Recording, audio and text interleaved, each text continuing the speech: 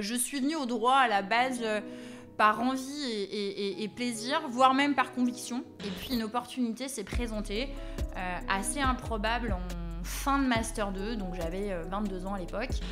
Je regrette pas du tout, puisque ça a été un challenge quand même très compliqué de rester concentré pendant plusieurs années sur un sujet, d'accepter aussi de ne pas trouver, d'accepter l'échec, voir ses amis trouver un travail, commencer véritablement à rentrer dans la vie active, et nous on a ce travail-là sans être véritablement un travailleur classique, si je peux dire.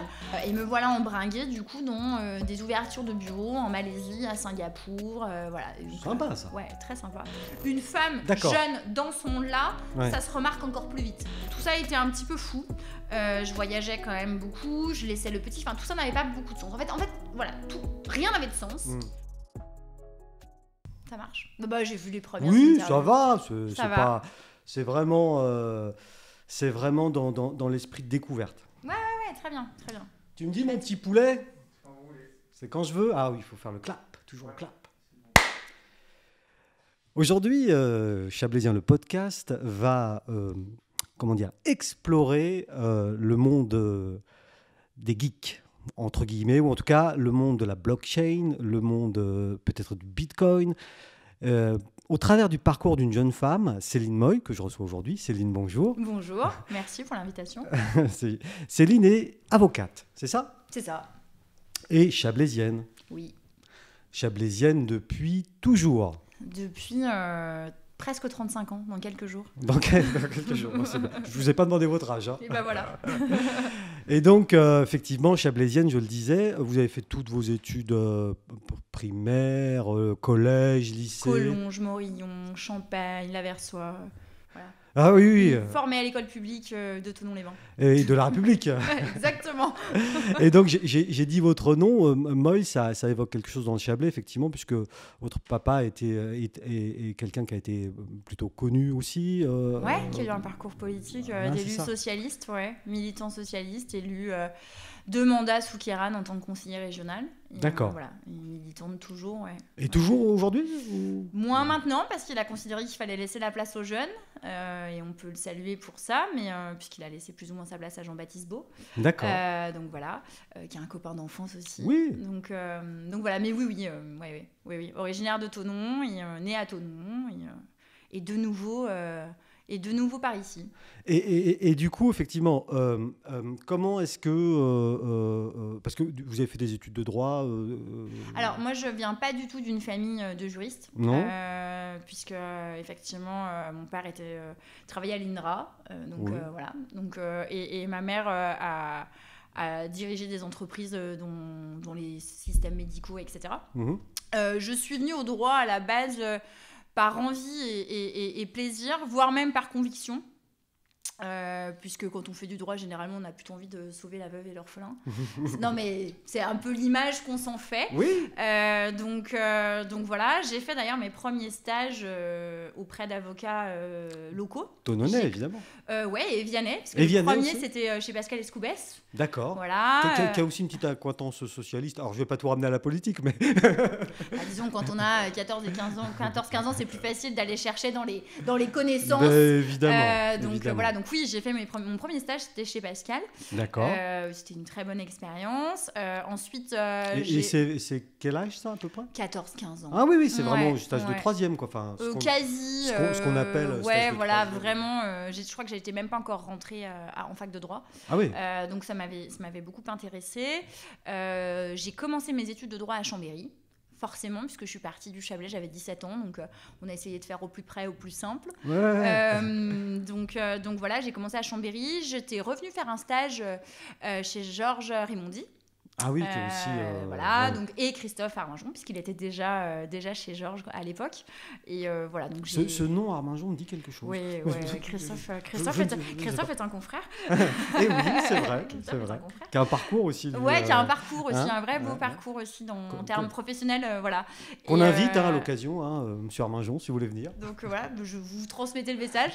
Mais donc voilà, donc oui, effectivement, donc ensuite j'ai continué en tout cas à construire mon expérience et mon choix professionnel professionnelle. Donc, j'ai pu faire un stage auprès de Georges Rimondi, avec notamment l'affaire du Grand Bornand. C'était une affaire qui avait marqué les esprits. Et donc, voilà, là, c'est ça, exactement. Donc, du coup, j'avais eu la possibilité en tout cas, de voir ce que c'était qu'être avocat en droit pénal et sur des affaires un petit peu médiatiques. Et c'était très, très intéressant. Donc, voilà, ça avait continué, en fait, de me plaire, sans forcément me dire que je ferais du droit pénal. Voilà, ça n'a jamais été... il y avait cette ambition un peu de trouver sa place dans la société, d'accompagner l'autre. Donc, chez Pascal Escoubès, c'était plutôt le droit de la famille. Chez Georges Rimondi, c'était plutôt le droit pénal. Voilà, et j'ai continué, on va dire, un petit peu comme ça. Parce que ce sont quand même des univers bien, bien différents. C'est des univers bien, bien différents. Quand à l'époque, j'avais même pas 20 ans. Donc, voilà, je me disais que le droit était quelque chose qui me plaisait. Et petit à petit, j'ai essayé en tout cas de me construire un parcours au milieu de ça, sans forcément me dire tout de suite je serais avocate en droit de la famille ou avocate en droit pénal. Voilà, donc c'est des choix de vie, c'est des parcours, puis c'est des opportunités aussi. Donc voilà, donc Chambéry les 3 premières années, Lyon ensuite. Donc ça c'est après le bac. Après le bac, Chambéry. 3 ans. Je fais ma licence, droit privé, ça se passe bien. Ensuite, j'avais l'impression d'être une grande fille, donc j'ai voulu aller dans la grande ville. Donc voilà, donc je suis partie à Lyon. et pareil, donc j'ai continué une carrière judiciaire, master 1, master 2, et puis une opportunité s'est présentée. Assez improbable en fin de master 2, donc j'avais 22 ans à l'époque, où on m'a proposé de faire un doctorat.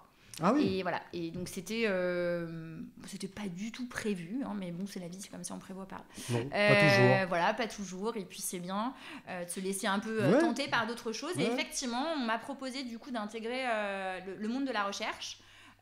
Et d'avoir de la recherche en droit. En droit, ouais. Il y a de la recherche en droit. Il y a de la recherche en droit. Mais c'est improbable. Mais oui, en fait, moi qui me destinais à rentrer à l'école des avocats à l'issue de mon master, on m'a proposé d'intégrer donc le ministère de la Recherche et d'intégrer un cursus. Alors, on va dire en 3 ans plus 2 ans. Financé par l'État, hein, puisqu'on on travaille pour l'État, on est doctorant, donc on est payé pour faire notre thèse et pour enseigner. Voilà, j'ai dit oui. Je trouvais ça plutôt sympathique. D'ailleurs, ça ne m'a pas empêché de devenir avocate après. Et ça a été une vraie expérience personnelle. Et professionnelle, mais avant tout personnelle, puisque faire un doctorat, c'était pas du tout prévu, et on ne sait absolument pas ce qu'il y a derrière, voilà, ni avant, ni au jour où on signe le contrat finalement. D'accord, voilà. mais comment ça, on ne sait pas ce qu'il y a derrière? Parce qu'on ne sait pas ce que c'est véritablement que de passer 3 ans, 4 ans, 5 ans enfermé dans son bureau à chercher quelque chose. Et vous avez trouvé quoi? Je sais pas si j'ai trouvé, mais en tout cas j'ai beaucoup cherché. Mais cherchez quoi? En fait, moi j'ai eu l'opportunité de faire une thèse en droit international privé. D'accord. Donc droit international privé, c'est tous les mécanismes de régulation internationaux, on va dire, il faut l'envisager comme ça.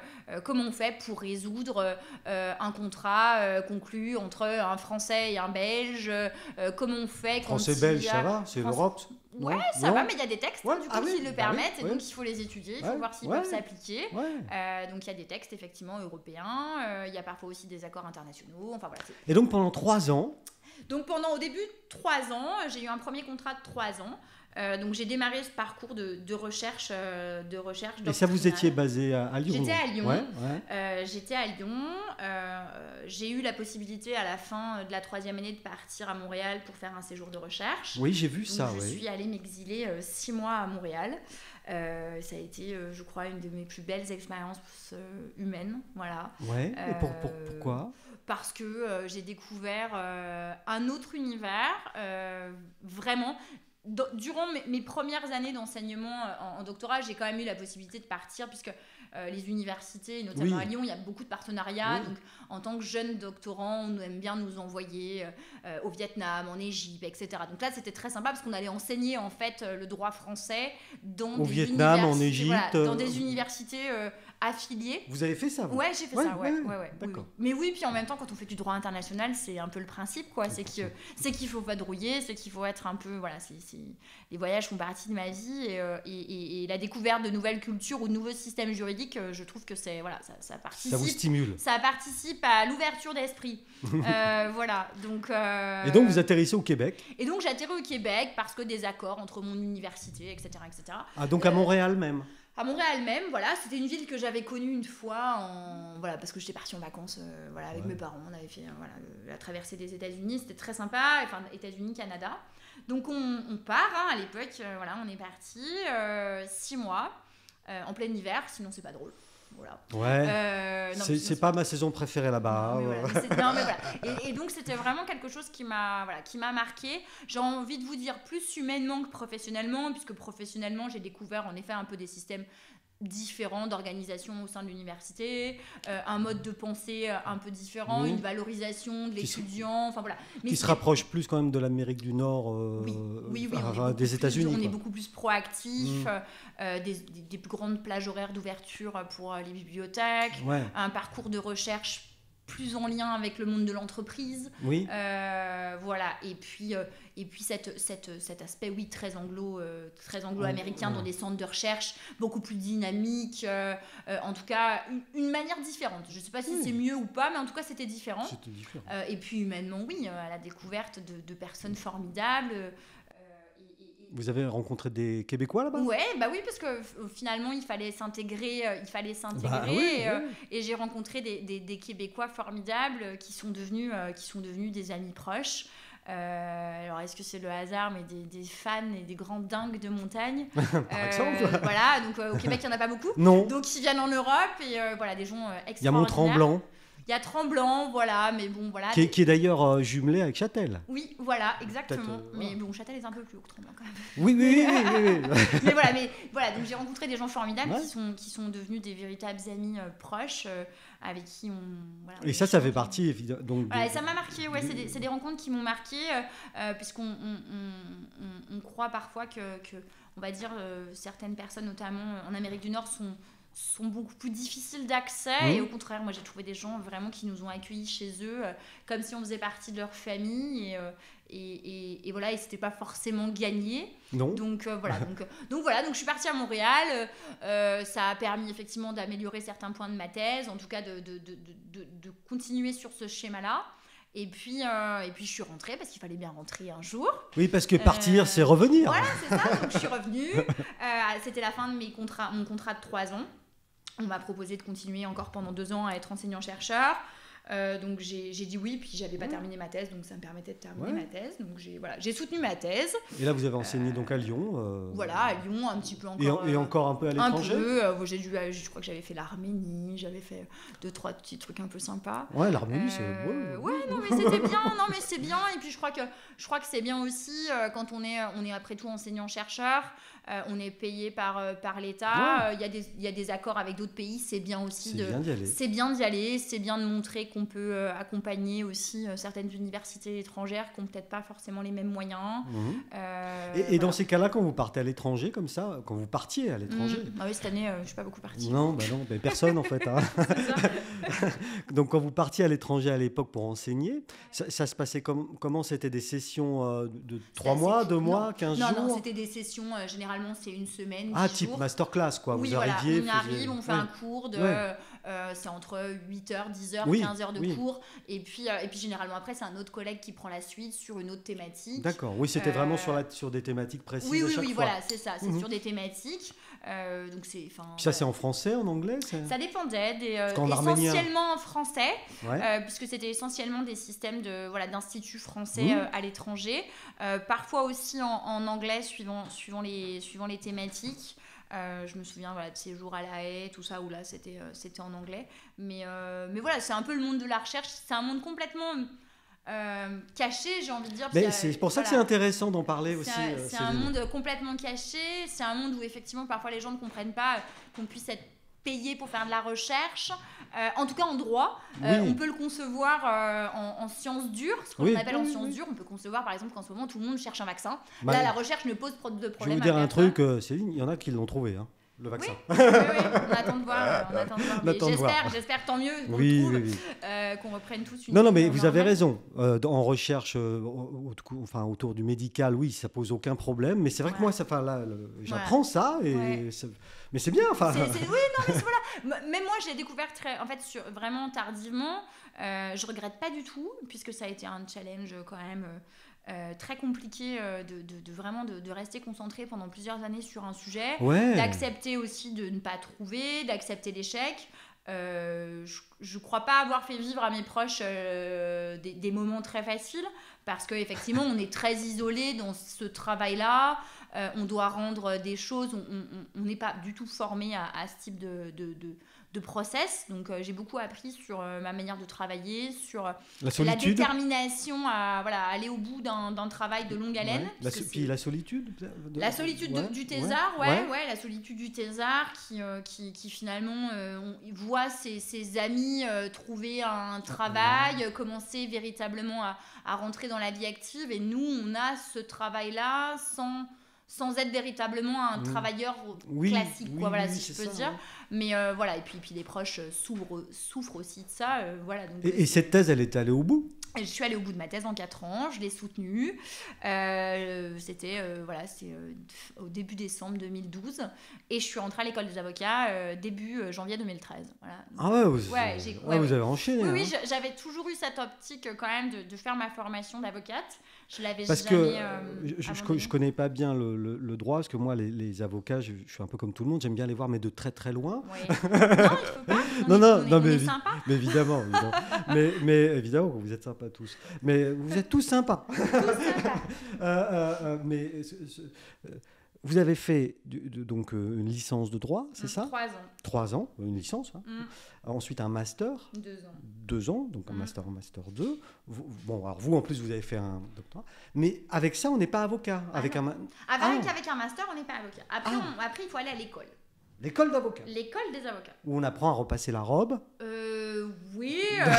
J'ai pas tellement envie d'évoquer la manière dont on nous enseigne les choses à l'école des avocats. J'ai rencontré plein de confrères formidables, voilà. Ouais. Je sais pas si c'est Mais qu'est-ce qu'on apprend dans l'école d'avocat? Alors, l'école des avocats, en fait, on devient avocat sur examen. C'est-à-dire qu'avant de rentrer à l'école des avocats, on doit passer un examen d'entrée. Genre concours. On appelle ça un examen parce que si on a 10, on l'a. Alors qu'un concours, on peut avoir la moyenne et ne pas l'avoir. Oui, d'accord. Ça fait partie des subtilités. Très bien, globalement, oui, je dis ça, et en même temps, j'ai jamais vu des écoles d'avocats finalement accepter 600 personnes, là où l'amphithéâtre n'en fait que 250. Donc, d'accord. Ça reste un examen. Vous passez cet examen. Je ne le passe pas parce que je suis docteur en droit. Ouais, donc du coup, on me dit que globalement, on me dit quand même que je suis pas trop...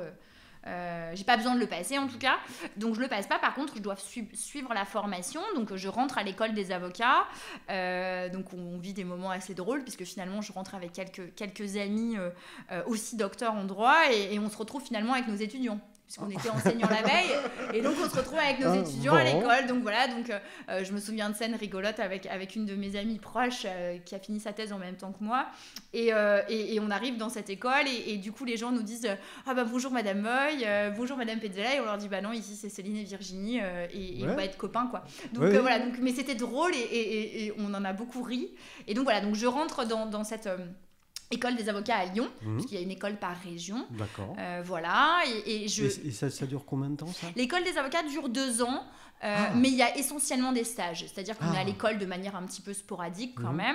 Et voilà, donc je rentre début 2013 à l'école des avocats. J'avais encore, on va dire, mon contrat d'enseignement qui devait se terminer sur les 6 premiers mois. Donc j'ai plusieurs casquettes. Je suis à l'école pour commencer ma formation d'avocate. Je termine mes cours puisque j'avais un contrat avec l'université. Et puis je fais des stages obligatoires en fait dans les cabinets d'avocats, puisque dans le cadre de la formation, il fallait être en stage. Voilà, donc triple casquette. Le matin, on ne sait jamais laquelle on met. Si on est à l'école, si on est stagiaire, si on est docteur, si on est... Mais bon, voilà. Non, mais c'est vrai, vous dites ça sur un ton pour rire, mais en vrai, c'est de l'organisation Non, après, ça va. Oui, Ouais. puis il faut être un peu, faut en rire. Enfin, je veux dire, Oui. ça va, c'est des choses plutôt rigolotes. Voilà, mais il faut juste être, oui, il faut être un peu organisé, mais on va pas se plaindre, d'avoir une vie un peu sympa. Voilà, Non. j'en garde des bons souvenirs, puisque voilà, c'était des agendas voilà, avec 3 couleurs, et il fallait bien que tout fonctionne. Ouais. Mais voilà, et puis et je rentre dans un cabinet, j'ai envie de dire un petit peu par j'ai pas envie de dire par dépit au début, mais j'avais pas du tout le temps de m'occuper de ça. Je terminais ma thèse, donc j'étais vraiment dans les starting blocks pour la fin de thèse. Il fallait faire le dossier d'inscription pour Parce l'école que des avocats. physiquement, votre thèse, c'est un document. C'est en gros 500 ou 600 pages, je sais plus Ouais, exactement. c'est déjà un bon Ouais, roman. c'est un bon bouquin, c'est quoi. un bon bouquin, ouais. Ça permet de Ouais. bien. Ouais. Ouais, ça cale Ouais. bien. Ça cale bien les meubles, quoi. Ça cale une armoire. Mais ouais. voilà. Donc oui, c'est un. Et puis il y a un jury, c'est relu, c'est Oui, apprécié, oui. on est Ouais. noté. Enfin bon, Ouais. voilà, il y a tout un parcours initiatique. Voilà, c'est. Et donc vous tombez dans ce cabinet. Donc j'arrive, je me souviens très bien, en octobre 2012, on est dans le rush pour lancer les impressions de thèse. L'école des avocats nous demande plein de documents et on m'explique que mi-janvier, il faut que je sois en stage dans un cabinet d'avocats. Ok, j'ai vraiment autre chose à faire. Donc voilà. En plus à Lyon, c'est vrai que moi j'étais vraiment très concentrée sur mon parcours à la fac, donc je connaissais pas le monde des avocats. Puisque j'avais pas fait de stage à Lyon, je les avais tous fait ici par connaissance, contact. Et puis il y avait longtemps. Il y avait quelques années, donc pas forcément de contact, pas le temps de faire les choses correctement, d'envoyer mon petit CV, ma petite photo, machin, pas du tout le temps. Donc j'appelle une amie qui était aussi enseignante et je lui dis bon écoute, il faut que tu me trouves un stage, toi qui bosses avec des avocats, voilà, trouve-moi un cabinet, c'est un stage gratuit, je prendrai pas de place, ça dure 6 semaines, enfin voilà, trouve-moi la solution. Et même s'ils veulent, je viens pas. C'est juste, il me faut le papier, quoi. Donc voilà, et du coup, je rentre en fait. Donc mon ami qui me connaissait quand même bien me dit bah écoute, voilà, moi je travaille avec 2 cabinets d'avocats, mais il y en a un qui est un peu plus tourné sur l'international que l'autre, donc tant qu'à faire, écoute, va là-bas. Ouais. Voilà, donc voilà. Comme vous, c'était quand même votre spécialité. C'était quand même ma spécialité, puis je me suis dit tiens, à Lyon on fait du droit international. Ouais. Tiens, Lyon. Ah bon, on parle anglais à Lyon, bon bref. On parle lyonnais normalement. Donc, voilà. Donc bref, j'écris dans ce cabinet, bonjour, je suis recommandée par mon amie Charlotte, tout ça. Forcément, je découvre a posteriori qu'il n'avait pas d'autre choix que de me prendre, puisque Charlotte représentait un client très très très important du cabinet. Ça, c'était la petite subtilité. Donc, ouais, je ne savais pas, donc on me reçoit, très bien. Alors oui, vous êtes docteur, nanani, nanana. Voilà, et en 10 minutes, l'affaire est réglée. Et je dis, bah écoutez, très bien, merci. Donc là, je vais aller terminer ma thèse et puis on se voit en janvier. Donc non, mais vraiment, c'était vraiment ça. Je me souviens à midi de dire à Virginie, justement, avec qui je terminais ma thèse, oh, écoute, il faut que je mette un tailleur, j'ai un rendez-vous dans un cabinet d'avocat, je reviens dans 2 heures. Quoi. Il y a des moments dans la vie comme ça qui sont un peu... Et je me souviens tellement d'être partie, je savais même pas où était le cabinet. Voilà. Bref, je suis partie comme ça, j'avais rendez-vous à 14h, la veste de tailleur à moitié repassée, enfin bon, ce n'était pas du tout ma priorité. Heureusement, vous n'aviez pas laissé le bas de jogging. Non, voilà, mais vraiment, c'était complètement ça, quoi. Et donc, je reviens 2 heures après et je lui dis, oh, mais c'est bon, t'inquiète, j'ai mon stage, allez hop, on passe à autre chose. Allez, passons. Et donc, j'arrive début janvier dans ce cabinet. On m'explique un peu ce que je dois faire. Moi, forcément, assez intéressée, parce que j'avais plus ce poids de thèse. Oui. J'étais vraiment passée dans autre chose. C'était passé. Ça, c'était derrière. J'étais très contente d'avoir soutenu ma thèse. Je me suis dit que j'allais avoir un peu de répit pendant 6 mois parce qu'effectivement, n'avoir plus que les enseignements et l'école, c'était quand même plutôt sympa. Confortable. Je me suis dit, tiens, j'ai essoufflé un peu. Et voilà, et je rentre dans ce cabinet qui était à la fois sur Lyon et sur Paris. Et puis très vite, on m'explique dans le cabinet que bon, c'est très sympa, je suis docteur en droit, machin, mais que je connais rien au métier d'avocat, ce qui était complètement vrai d'ailleurs. C'est pour ça que vous faisiez un stage d'ailleurs. Je connaissais rien, on m'a dit donc tu vas pas commencer par faire du droit stratosphérique et de l'espace, comme des fois j'aime bien en faire un peu aujourd'hui. Tu vas te mettre sur des choses très basiques. Du recouvrement de créances, du contentieux commercial. Un truc sympa en plus. Voilà, et donc je dis oui, très bien, voilà. Très bien, faisons ça. On me donne un petit bureau. Et donc je fais ça, et puis quand même... Très vite, les gens se disent bon quand même, on peut peut-être lui faire un peu autre chose quand même, elle est sympa, elle bosse. Et donc c'était à l'époque où effectivement ils avaient quand même à cœur de développer un petit peu les activités en Asie. Ouais. Et me voilà embringuée du coup dans des ouvertures de bureaux en Malaisie, à Singapour, voilà. Donc, sympa ça. Ouais, très sympa. Donc finalement, moi qui aime bien voyager. Voyager, et puis j'étais quand même dans cet esprit-là de droit international, de contrats internationaux. Je me suis dit voilà, j'ai aussi ma carte à jouer, donc on m'explique très clairement, on me dit bon alors écoute, tu vas te former, hein, et se former c'est pas aller faire des voyages en Asie, donc se former c'est faire des actes, c'est se prendre les pieds dans le tapis, c'est faire des erreurs, c'est avoir les clients au téléphone, etc. Mais par contre, à côté, tu nous accompagnes sur ce développement. Super. Donc voilà, donc j'aime beaucoup ce cabinet, je trouve ça très sympa. Voilà, je continue, mon parcours se passe bien, il me garde en fait sur les 2 ans, je schématise, mais il me garde sur les 2 ans. Je sors de l'école des avocats. Donc vous faites un stage en fait. En fait, finalement, j'en fais un de découverte. Ensuite, il me garde en alternance. Ouais. J'ai un petit aparté, puisque je devais faire des stages un peu en dehors du cabinet d'avocat. Donc, j'ai un petit aparté sur des affaires consulaires, etc. Très sympa, ça reste l'international. Et puis, je reviens faire mon stage final, effectivement, au cabinet. Et puis voilà, et l'aventure continue, et il me garde et j'attaque le parcours, voilà. Donc je n'ai jamais changé de cabinet d'avocat et maintenant je sais à peu près où il est. Ça c'est bien, Céline. Et il s'appelle comment ce cabinet? Alors ce cabinet a eu plusieurs changements de nom. Non mais là tout de suite aujourd'hui. Voilà, ce cabinet s'appelle aujourd'hui, c'est un cabinet qui s'appelle Yellow Avocat, qui a un nom un peu atypique. Oui, ça fait un peu taxi. Ouais, sauf que Yellow avec un A, et puis ça a été un parcours, ça a été le parcours le choix d'avancer en tout cas là-dedans. Donc on est en train un peu aussi de le faire à évoluer parce qu'on a de nouveaux associés qui sont arrivés. Donc on est en train de mettre à côté de Yellow, on y attache le nom. Donc, vous êtes associé maintenant? Oui, vous êtes associé, c'est ça. Complet, en fait, de stagiaire à juriste, c'est top ça. À élève avocat, juriste, collaboratrice. Parce que du coup cette école d'avocat, vous l'avez terminée, si j'ai bien compris. Ils m'ont gardée, donc je suis devenue collaboratrice. Mais donc vous avez eu votre truc là, à la fin de l'école d'avocat. On a un diplôme. Voilà, j'ai eu un autre diplôme. J'ai eu une robe. La fameuse. J'ai prêté serment. Mon Dieu. Et voilà, ils m'ont gardée comme collaboratrice. Et à quel moment dans votre vie la technologie arrive? La techno, elle arrive en fait vraiment il y a 4 ans. En fait. Pas avant. Pas avant. Avant, j'étais même... Bon, j'aimais bien les réseaux sociaux, Internet, etc. Mais j'ai jamais été une grande fan de tout ça. Enfin, j'aime bien, comme tout le monde. Je suis une consommatrice. Mais je suis pas une érudite du sujet.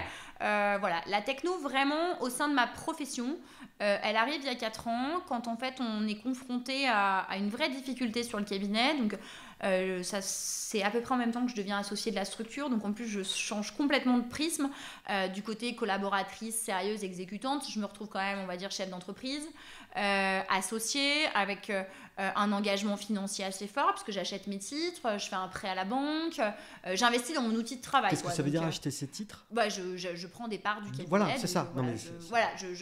J'ai acheté en fait... mes titres pour être associée. Donc voilà, donc on change quand même un petit peu de prisme. On se retrouve avec des équipes à gérer, avec une envie de faire avancer sa structure, et voilà, on se retrouve avec la casquette de chef d'entreprise, avec d'autres, puisqu'on était quand même plusieurs. Vous êtes combien d'associés dans le cabinet? À l'époque quand j'arrive, on est encore 4. On est 4, 3 véritablement exerçants, et aujourd'hui les choses sont un peu différentes. À Lyon, on est de nouveau 3, mais c'est plus le même associé. Enfin, ça c'est la vie. C'est la vie des entreprises. C'est la vie des entreprises, exactement. Et donc voilà. Et donc il y a 4 ans, on se retrouve confronté à une difficulté, c'est qu'en fait on se rend compte qu'on a beaucoup de clients récurrents, mais que ces clients récurrents en fait finalement ne nous permettent pas d'être véritablement rentable. Voilà, on travaille pour le principe de travailler, ça nous fait du bien au moral, ça occupe du monde, des locaux, on a beaucoup de gens à gérer, mais qu'au final, ça crée de l'activité. Ça crée de l'activité, mais c'est de la fausse activité, ce qui est un peu le cas, malheureusement, je crois, aujourd'hui dans beaucoup de structures, et encore plus avec la Covid. Mais voilà, et donc du coup, ça crée de l'activité, mais ça marche pas. Et donc là, on se dit, bon, il faut quand même qu'on fasse quelque chose, parce que on va pas regarder le système sans rien y faire. Et on se met en fait à travailler sur 2 optiques vraiment fortes. La première, c'est de savoir comment on peut utiliser la technologie pour améliorer en fait la productivité de nos équipes. D'accord. Et en même temps, on ne perd pas de vue cet aspect de place que doit avoir l'avocat dans la société. Parce que c'est quand même quelque chose qui me tient à cœur. Hein. Je ne suis pas une militante de la première heure, mais il y a 2-3 trucs quand même qui sont assez formatés chez moi. Oui, j'ai l'impression. Voilà. Et je me dis... moi qui suis quand même effectivement moi qui était née ici, qui ai vu des combats chez moi dans ma famille, je me retrouve dans un beau cabinet de la Gare des Brotteaux avec des associés à Paris, je fais du droit des affaires, je travaille pour des banques, des assurances, etc.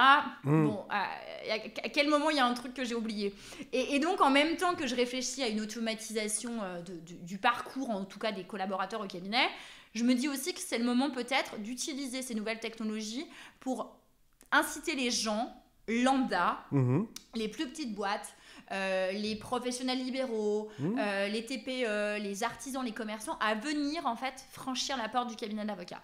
Parce que moi, mon parcours depuis le droit international, ça a toujours été du coup plutôt le monde des affaires, le monde des contrats, le monde des entreprises.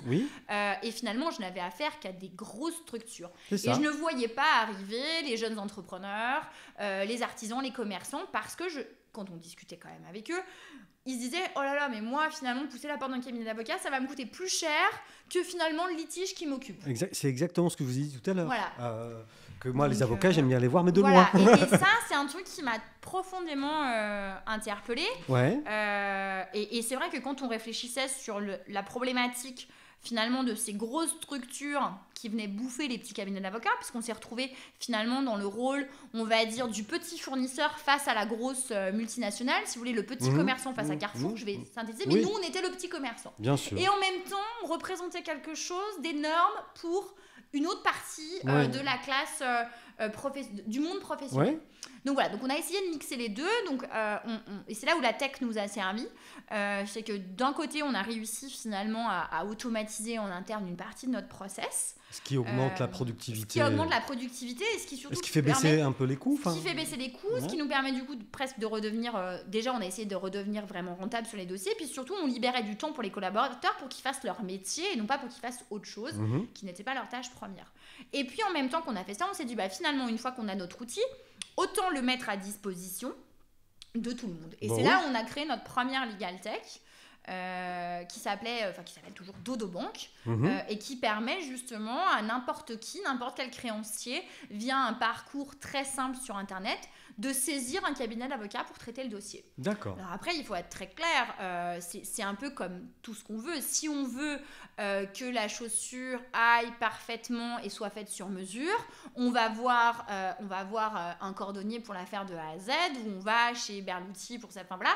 Et puis quand on veut quelque chose de simple, efficace et qui fonctionne, j'ai envie de vous dire, on va chez un commerçant. Je ne vais pas vous dire qu'on commande en ligne, ça ne serait pas de bon ton en ce moment. Non, c'est pas bien voilà, ça. C'est pas bien, mais vous voyez ce que je veux dire. Donc voilà, nous on a essayé en tout cas d'offrir une partie de notre service pour n'importe qui aurait des petites créances. Mais dans ce cas-là, c'est pas du sur-mesure. C'est moins cher. C'est moins cher, c'est fait par le cabinet d'avocat. Mais on peut quand même accéder à votre compétence. Voilà, donc c'était vraiment ça. Et ça nous tenait à cœur. Et j'ai continué, on va dire, comme ça sur toutes les années. Donc ça, c'était la première expérience de Legal Tech. Ça m'a aussi permis de rencontrer un univers d'avocats entrepreneurs, puisque c'était vraiment en fait un monde que je ne connaissais pas, des gens de toute la France, puisqu'on s'est réunis au sein d'une association qui s'appelle Avotech. Donc je n'ai original. Voilà, mais c'est déjà pas mal pour les avocats quand même. C'est pas mal. Donc voilà, donc c'est des avocats entrepreneurs créateurs de solutions. Donc il y a des solutions pour les cabinets d'avocats, il y a des solutions de mise en relation avec des avocats, il y a des solutions comme nous dédiées aux justiciables, enfin peu importe. Mais en tout cas, j'ai découvert des gens très très très très imaginatifs. Et de plein d'horizons en fait. De plein d'horizons, de cabinets de grosse taille, de petite taille, de Paris, de province. Et ça fait fonctionner Et l'intellect. ça fait fonctionner, ça permet d'échanger. On teste nos solutions entre nous. Ouais. Quand il y a des solutions qui peuvent nous servir, on les prend. Quand un client, on ne peut pas lui donner, on l'offre à un autre. Donc voilà, donc ça c'est super. J'ai pris la vice-présidence de cet asso il y a il y a 1 an ou 2. Voilà, donc on a à cœur de toujours promouvoir cela.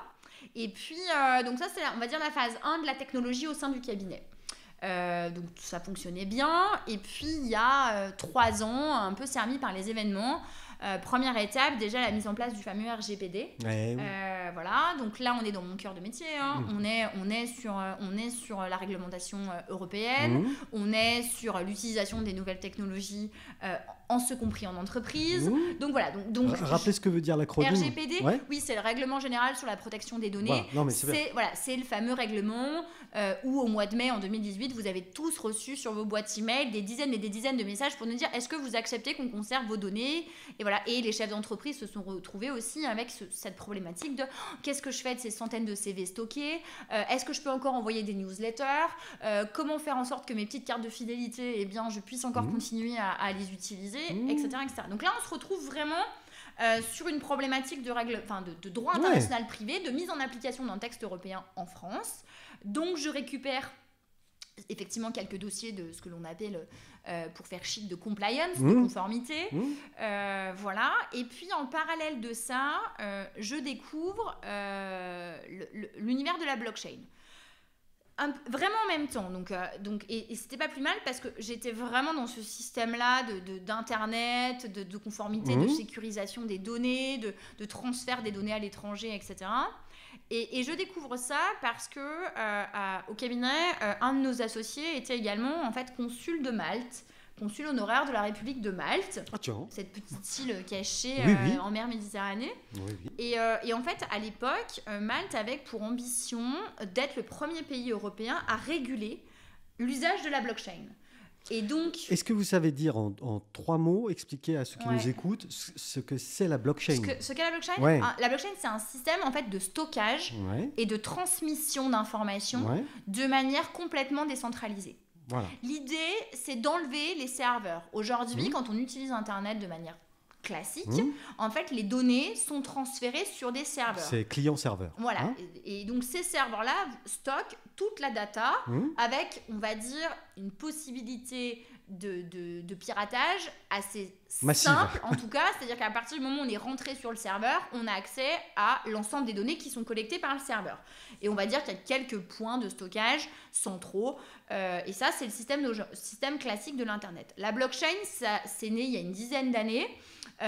C'était la crise de 2008. Et ça a été véritablement de dire on ne veut plus d'organes de contrôle centraux, on ne veut plus de centralisation, donc on va faire une sorte de désintermédiation. Et l'idée de la blockchain, c'est de dire qu'aujourd'hui, quand on utilise une technologie blockchain, il n'y a pas de serveur. En fait, la data est, on va dire, cryptée, parce que c'est vraiment un système de cryptographie, est cryptée dans des dizaines de milliers d'ordinateurs. Découpés. Voilà. Qui sont reliés entre eux, donc une chaîne de blocs. Voilà. Et donc, si on a une tentative de piratage, finalement, c'est quasiment impossible. Parce qu'on n'aura qu'un petit bout. Parce qu'on n'aura qu'un petit bout, et c'est surtout que la data est stockée sur des centaines de milliers d'ordinateurs, et donc il faudrait venir pirater les centaines de milliers d'ordinateurs connectés. Je simplifie, mais c'est ça. Ensuite, reprendre tous les petits bouts, les décrypter, ça commence à être compliqué. Voilà, donc c'est assez compliqué, et effectivement... c'est une nouvelle manière d'envisager la collecte. Vous, ce système-là, blockchain et la RGPD, vous découvrez un peu en même temps. RGPD, je comprends, ça va, c'est de la mise en place de textes, etc., etc. Ça va, c'est du droit. C'est du droit. Ça fait appel en plus à mon parcours un peu de doctorant. Donc ça c'est bien. Là, vous êtes bien. Je suis bien dans mon élément. Je fais du droit international privé, je bosse pour des entreprises. Parfait, tout va bien. Et à côté, donc, j'en parle avec mon associé qui me dit j'ai été contactée par l'ambassade de Malte à Paris. Ils sont en train de mettre en place une réflexion sur la régulation et ils cherchent en effet des gens, on va dire, pour échanger sur ces thématiques-là. Et il me dit moi, ça m'intéresse pas, c'est pas mon domaine. Par contre, toi, tu devrais regarder parce qu'il se passe quelque chose. Oh, je dis, bah ouais, pourquoi pas. Bah oui, j'y vais. Céline, toujours première. Céline, elle y va. Ouais, et puis en plus, je sortais de cette voie RGPD, tout ça. Et puis finalement, ça commençait à vous plaire un peu aussi. Ça me plaisait un peu. J'étais dans le monde d'Avotech, j'étais dans tout ça, les legal tech, les machins et tout ça. Et puis ma vie était quand même déjà pas assez chargée parce que je venais d'accoucher, quoi. Donc je me suis dit, c'est rien on fait ça. On fait la blockchain. Allez, c'est parti, on fait la blockchain. Et donc, effectivement, je prends attache avec ce que l'on appelle maintenant, ça se développe, les fameuses task force. Et donc, voilà, je découvre des développeurs, des ingénieurs, des politiques d'Europe entière qui réfléchissent sur tous ces sujets-là. On me demande un peu de donner mon avis, je le donne. Non, mais voilà. Donc, si on me demande. Si on me demande, je donne, pourquoi pas. Et c'est comme ça que je découvre. Et là, je me dis, même système que d'habitude, enfin, en tout cas, c'est ma manière de faire. Je ne peux pas en fait parler de ça si je ne comprends pas. Donc je cherche à Lyon, puisque j'étais encore à Lyon, je cherche à Lyon des gens qui font de la blockchain pour leur dire expliquez-moi ce qu'est la blockchain. Moi je suis pas une technicienne, je suis pas une scientifique, je suis une juriste.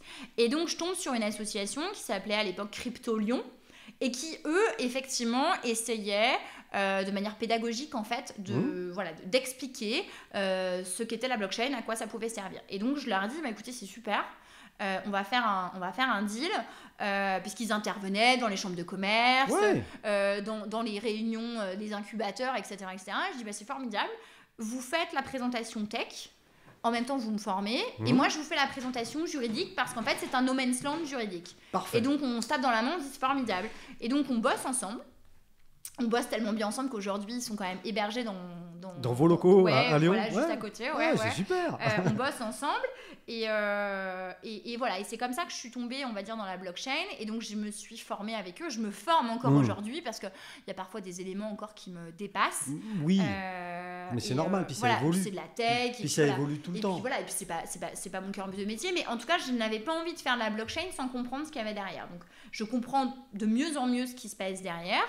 Et effectivement, ça nous a permis, en tout cas moi, de découvrir un autre écosystème complètement différent de l'univers dont... Et hors cadre.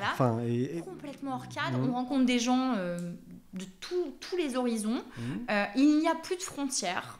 Parce que effectivement, le principe même de la blockchain, c'est de n'avoir plus de frontières. Parce que, pour résumer, blockchain, Bitcoin, c'est la même chose ? Alors... le Bitcoin, il y a une blockchain Bitcoin.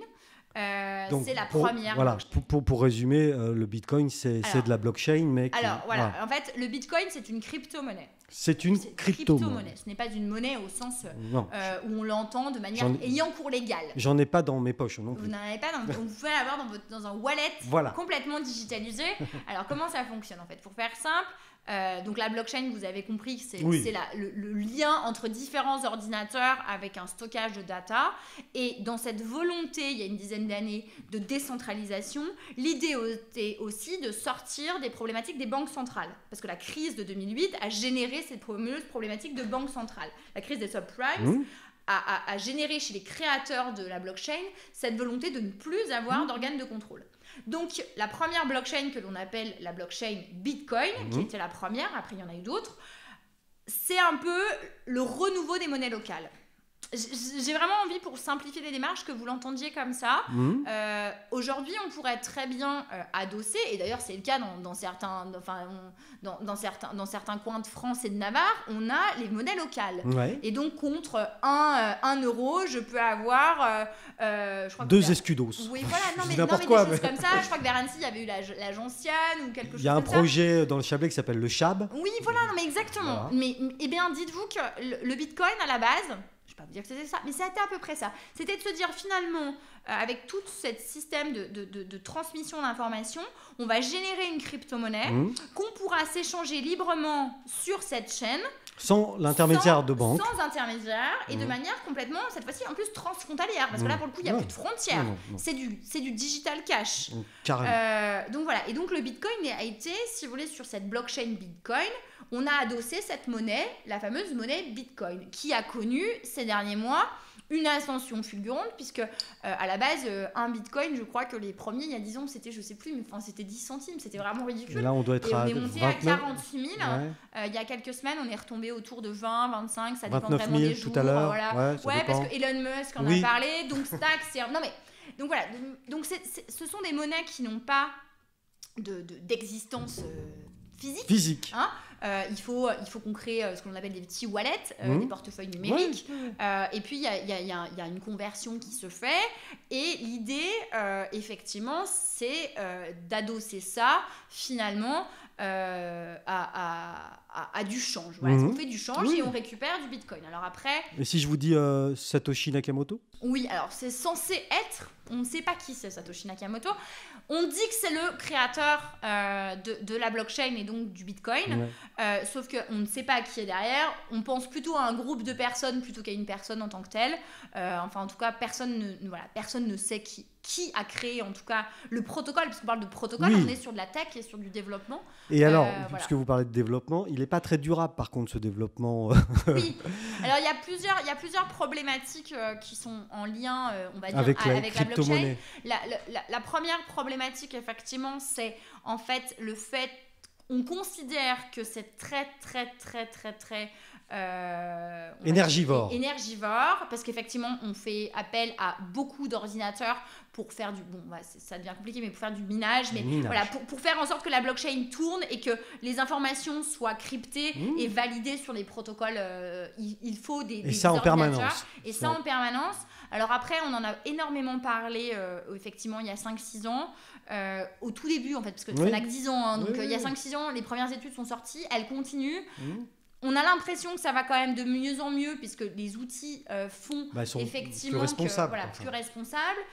De vous à moi, j'ai jamais vraiment comparé un serveur, ce que ça pouvait consommer, et ce que les ordinateurs, dans le cadre d'usage d'une blockchain, pouvaient consommer. En tout cas, on est tous en train de surconsommer, ça c'est une certitude, de l'énergie. Et encore plus en ce moment, parce qu'on est tous connectés, à défaut de pouvoir circuler, on est connectés. Voilà, ce qu'on soigne d'un côté, on le... voilà, et puis je pense qu'on ne peut pas éluder ce problème-là. C'est pour ça que je vous pose la question, Céline. Donc je dirais que c'est le premier problème, c'est effectivement ce problème, on va dire, écologique, qu'on ne peut pas ignorer. Le deuxième problème, j'ai envie de vous dire que c'est un problème de régulation, puisqu'aujourd'hui on est essentiellement dans un monde, en tout cas en blockchain, qui commence seulement à être régulé, et la France est un des pays qui a vraiment engagé un processus de régulation depuis la loi Pacte. Bruno Le Maire a été assez ouvert d'esprit sur ces sujets-là. Il y a 2-3 ans, a lancé en fait les premiers textes en matière de régulation, c'est-à-dire qu'aujourd'hui, si on veut lever des fonds en utilisant la blockchain et les crypto-monnaies, eh bien, on doit se soumettre on doit tenter d'obtenir un visa auprès de l'autorité des marchés financiers. Si on veut faire du change, en tout cas être agent de change, eh bien, on doit obtenir un agrément auprès de l'autorité des marchés financiers. Donc en termes de régulation... En France, ça se met en place. Ça se met en place. C'est pas crypto-friendly. Non, mais en tout cas, il y a un cadre. Et c'est beaucoup plus facile, en tout cas d'un point de vue juridique. Moi qui suis une juriste, c'est bien ça. C'est plus agréable pour moi d'avoir un cadre juridique que d'avoir un no man's land. Et Christine Lagarde qui dit que l'euro pourrait être d'ici 5 ans une monnaie virtuelle. Oui, alors... Elle insinue que ça deviendrait de la crypto-monnaie. En fait, c'est un peu le troisième opus, j'ai envie de dire, c'est un peu la troisième problématique, l'environnement, le juridique, et après, on va dire, il y a le monétaire et le financier.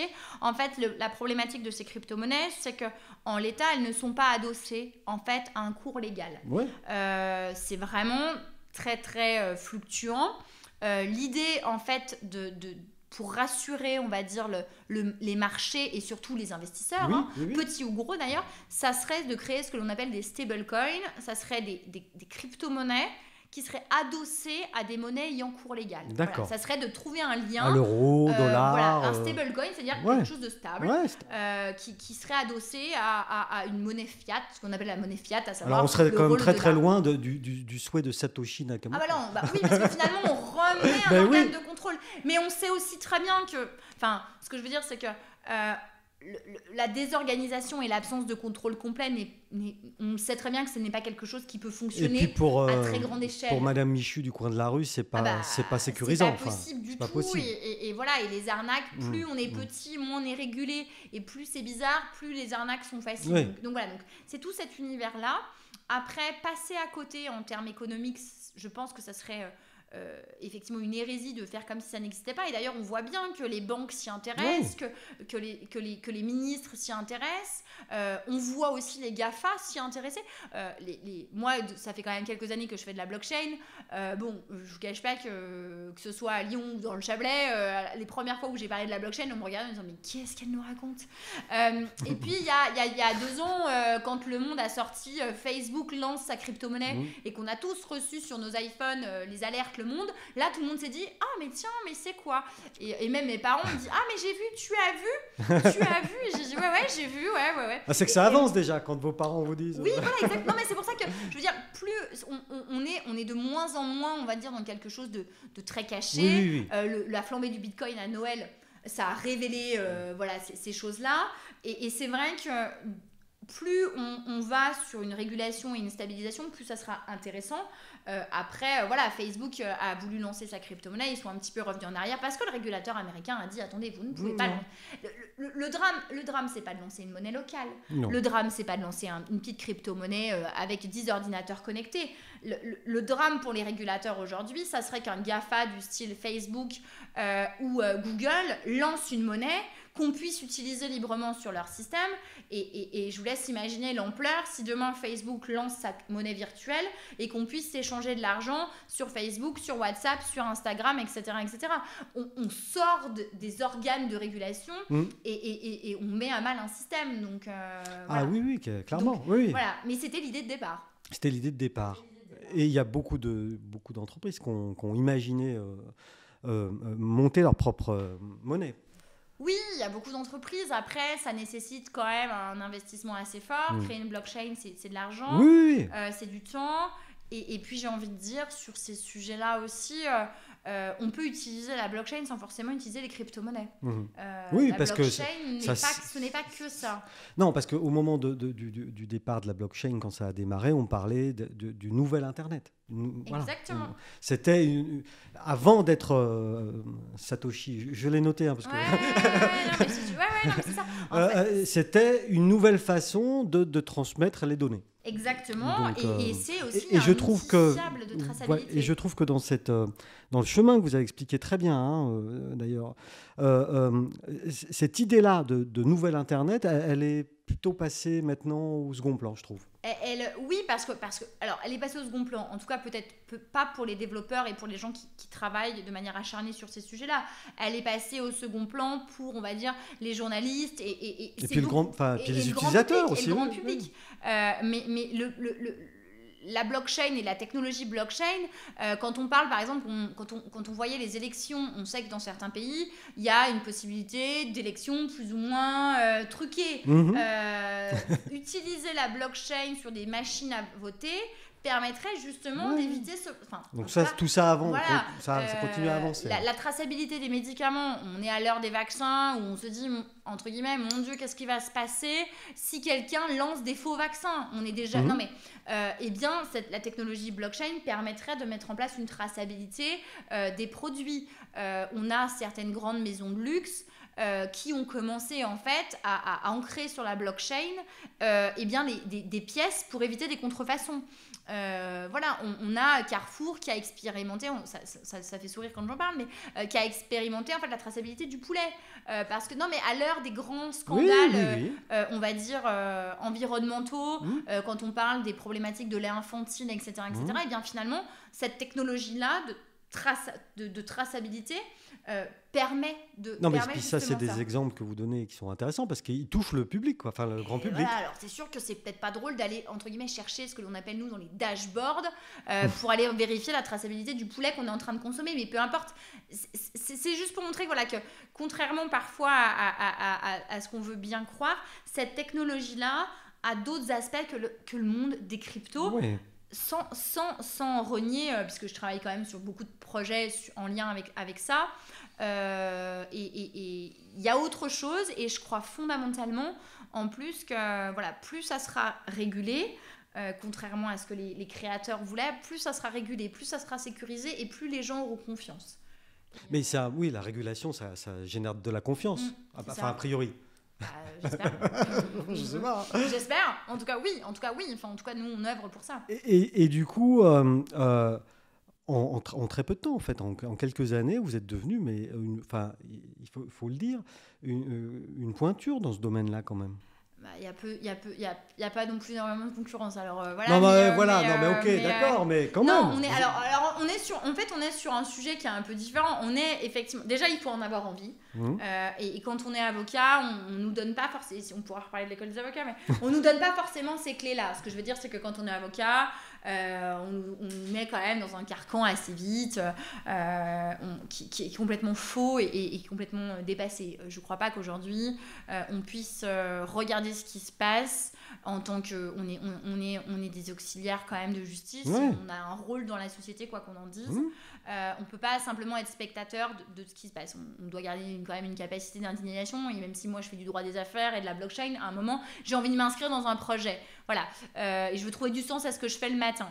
Et c'est vrai qu'au début je trouvais pas forcément beaucoup de sens à arriver au cabinet, à travailler mes dossiers de recouvrement et à repartir. Non mais voilà, je trouvais pas de sens à ça. Et c'est vrai que sur ces sujets-là, ça m'a plu tout de suite. Je me suis beaucoup formée, mais c'est quelque chose qui me tient à cœur. Le fait que j'ai aussi beaucoup voyagé dans le cadre de ma formation et à titre perso, j'ai toujours adoré les voyages, les nouveautés, rencontrer de nouvelles cultures.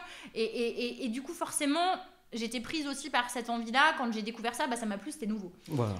Et voilà. Et c'est vrai qu'il y a peu de femmes. Non mais il y a peu de femmes, c'est une réalité. Alors des fois je sais pas si on m'invite, en plus c'est vrai parce que avant le Covid, enfin la Covid, moi je passais quand même au moins une semaine par mois à l'étranger sur des sommets internationaux pour discuter de ces sujets-là. Je sais pas si au départ on m'invitait parce que j'étais une femme, donc forcément ça, dans le panel ça faisait quand même mieux, parce qu'au bout d'un moment sinon ça faisait que des hommes. Ouais, je pense qu'il y a eu un peu de ça, mais encore une fois, bon, je suis pas une militante. Non, mais il y a de la compétence. Oui, non, mais il y a de la compétence, mais ce que je veux dire, c'est que j'ai aussi pu faire ma place très vite parce que ça se remarque plus vite.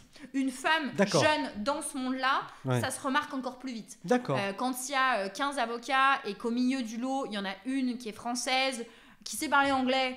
Ah bon, vous parlez anglais ? Non mais c'est un peu ça. Non mais qui est jeune, qui est blonde et qui est capable de se déplacer rapidement aux quatre coins du monde. Voilà, donc voilà, moi j'ai rencontré aussi pas mal, j'ai beaucoup sympathisé, je me suis liée d'amitié avec des consoeurs aussi experts sur ces sujets-là. Et ça c'est très bien, et effectivement j'ai rencontré des gens formidables parce qu'il n'y a pas encore assez de concurrence pour qu'on soit ennemis. D'accord. En fait. Donc, non mais c'est une réalité aujourd'hui. Oui, puis en tout cas vous avez marqué votre territoire parce que c'était dans les premières. Exactement, j'étais dans les premières. J'ai la chance d'avoir aussi un associé qui travaille avec moi sur ces sujets-là, qui nous a rejoints il n'y a pas très longtemps et qui lui a un parcours aussi depuis plus de 20 ans sur les systèmes de paiement, tout ça, et qui nous a rejoints. C'est bien. Donc on fait une belle équipe. On a créé des partenariats, effectivement. Moi j'ai du coup une consoeur en Suisse qui travaille sur ces sujets-là, qui sort du monde de la banque, donc avec qui je m'entends très bien. Ça a été la même chose à Malte. Moi j'ai à New York effectivement une consoeur, une jeune femme aussi formidable, qui quand on a des problématiques avec des investisseurs américains intervient sur ces sujets-là. Mais ça a été une construction, des rencontres, et en France effectivement on est peu nombreux. Et puis encore une fois, on est trop peu nombreux pour se faire la guerre en France sur ces sujets. Donc c'est déjà pas mal. Ouais, c'est bien. Et du coup, aujourd'hui, alors évidemment, on a compris la période étant ce qu'elle est, les voyages internationaux sont un peu limités. Et donc, vous organisez votre temps entre Lyon et Thonon. Ouais, en fait, c'est ça. Le confinement m'a donné raison. De chablaisienne de souche. Moi, toute ma famille, effectivement, est encore ici. J'ai mes tantes, mes cousins, etc. Tout le monde est là. Mes amis du collège, pour la plupart, sont encore là. Vous les voyez encore ? Ouais, ils sont là. Il y en a qui bossent en Suisse, il y en a une qui est à Massongy, une autre qui est à Annecy. Mais oui. Et puis la nouvelle technologie nous aide à être en contact et à savoir où ils sont. Donc voilà. Mais oui, alors en fait, moi j'avais toujours dit que je ne reviendrais jamais. Ah bon ? Voilà. Quand je suis partie faire mes études, j'avais dit que jamais je reviendrais dans le Chablais, et que voilà. Et puis j'ai eu un enfant. Puis vous avez menti donc du coup. Donc j'ai menti. Voilà, donc je suis revenue sur ma parole. Il a quel âge l'enfant ? Il va avoir 3 ans là. Ouais. Donc voilà. Un petit garçon, petite fille. Petit garçon, Arthur. Arthur. Et donc en final, effectivement, quand Arthur est né, j'étais à Lyon. Une vie un peu frénétique à Lyon. Mes parents sont venus vivre 3 mois à Lyon parce que le temps, pour aider. Au début. Puis quand on est professionnel libéral, on n'a pas de congé maternité, on va bosser, et voilà. Donc c'est vrai que tout ça était un petit peu fou. Je voyageais quand même beaucoup, je laissais le petit, enfin tout ça n'avait pas beaucoup de sens. En fait voilà, rien n'avait de sens. Mais revenir ici, ça en a redonné. Ouais, voilà, c'est ça. Rien n'avait de sens. J'avais pas fait un enfant pour ne pas en profiter. J'avais pas fait un enfant pour le déposer à Bellegarde à mon père. Donc, c'était parce qu'il y avait des moments, c'était quand même ça. Voilà. Et puis parcours de vie, voilà, une réflexion sur dire comment on peut organiser les choses. Moi, je m'étais quand même aperçue que je n'avais pas besoin d'être H24 à Lyon, puisque je passais déjà du temps à l'étranger, que je passais du temps à Paris. Donc on s'est dit, bon, plutôt que d'essayer de se faire compliqué, on va déjà essayer de faire simple. On va se rapprocher effectivement de mes parents, d'un cadre de vie très agréable. Et effectivement, Thonon, du coup, s'est imposé. En fait, on s'est dit, mais pourquoi faire compliqué ? Le centre du Chablais. Le centre du Chablais. Le centre du Chablais. Et voilà. Et donc, je suis revenue, pour être très franche, à peu près à 300 mètres de là où je suis née. Donc voilà. Donc, ce qui est. je suis née à Ripaille, j'habite à Ripaille. Il n'y a rien d'original. J'arrive presque à voir la maison de mes parents de mon balcon. Mais voilà. Donc, mais finalement. Pour quelqu'un qui ne revenait pas, je suis vraiment revenue et je le regrette absolument pas. Et puis vous allez peut-être repartir, on verra. On verra bien, mais ce que je veux dire, c'est que du coup, ça ne m'a absolument pas gênée. Effectivement, je suis quand même à Lyon, quasiment 3-4 jours par semaine. Mais la vie pour le petit. Et votre petit truc, vous, du Chablais, c'est quoi ? Votre petit truc préféré, le lieu ou le truc à manger ou... le lieu. À part Ripaille, c'est chouette. Ripaille, ouais, moi j'aime bien mon château, là, il est beau ce château. En ce moment, ils sont en train de le refaire. Oui. Non, j'ai envie de vous dire que c'est très apaisant. Non, mais le coin est formidable et très apaisant. Je prends un malin plaisir en ce moment à aller à Bernex. C'est un truc qui m'éclate. Bernex, c'est chouette. J'ai appris à skier là-bas. J'ai mis mon fils... l'ESF a accepté de me le prendre à 2 ans et demi. J'ai passé un Noël formidable à le voir sur des skis. Voilà, c'est super. Hein. Ouais, j'avoue qu'on est dans une région formidable. Non, c'est plus un voilà. C'est un environnement, c'est un cadre de vie. C'est un tout. On va courir le matin au bord du lac. Enfin, je veux dire, à 9h, on peut aller courir au bord du lac et à 11h, on peut être au Pré Richard et prendre des skis de rando. Par contre, à 18h, on est rentré. Hein, oui, avant 18h, on est rentré. Et attendez, là encore 18h, on a du bol. Mais donc voilà, c'est un vrai confort de vie. C'est un confort de vie. Non mais c'est bien ce que vous dites. Enfin, c'est important ce que vous dites parce que du coup, voilà, vous vouliez faire le tour du monde, tout casser, et au final. Auprès de mon arbre, je vivais heureux finalement. C'est un vrai confort de vie. Moi qui suis quand même très souvent à Paris, on a quand même la chance d'avoir le TGV qui nous emmène et qui nous ramène. C'est une réalité, il y a quand même le TGV qui arrive une fois par semaine ici. Donc, mais... Enfin, il arrive doucement. Quand même. Il arrive doucement, mais il arrive. Moi, le vendredi soir, quand je vois marqué Évian-les-Bains et que je suis gare de Lyon, je me dis... Cool, dans 4 heures, je suis chez moi. Non, mais voilà, donc, c'est une réalité. Après, on va pas parler des facilités d'accès au Chablais, mais c'est un autre débat. Parce que vous êtes avocate et vous pourriez monter sur vos grands chevaux. En fait, je suis bien ici, c'est pour ça. Non, en fait, moi, j'ai découvert un vrai confort de vie. Et puis ici, je suis pas vraiment une avocate quand je suis ici. Ce que je veux dire, c'est que c'est l'avantage aussi. Vous êtes Céline. Voilà, je suis tranquille. J'interviens parce que j'ai à cœur effectivement de trouver du sens à ce que je fais. Donc c'est vrai que pendant la période, j'ai essayé que ce soit de faire des petites vidéos pour l'office sur le click and collect ou avec l'agence éco du Chablais de donner un peu. L'agence économique du Chablais. Il faut dire le nom en entier, s'il vous plaît. L'AEC. Non, l'agence économique du Chablais. De donner des petits tips sur ça, parce que encore une fois, j'essaye de trouver du sens. Vous redonnez un peu de ce que vous avez appris et de ce que le Chablais vous a donné, vous le redonnez un peu aussi, comme ça. Et c'est vrai que vous êtes plutôt moteur et active là-dessus. Oui, voilà, j'ai envie, je fais ce que je fais et ce qui me plaît. J'ai des dossiers, je gagne ma vie en faisant ces dossiers-là, mais après il faut savoir partager. Et moi, je sais pas entre guillemets faire autre chose, mais au moins ce que je sais, je le donne, et si je peux le faire ici encore, enfin je le fais avec plaisir. Voilà, j'ai eu à cœur de faire ça, et je n'abandonnerai pas ces choses-là. Et en plus, je rencontre des gens formidables. Il y a des gens qui en font et qui voilà, j'ai découvert plein de choses, et il y a plein de choses à faire, oui, c'est sûr. Donc, merci beaucoup Céline. De rien. Pour cet entretien. Merci à vous. C'était très sympa. Oui, et merci pour votre énergie. Ouais, merci. Au revoir. Au revoir.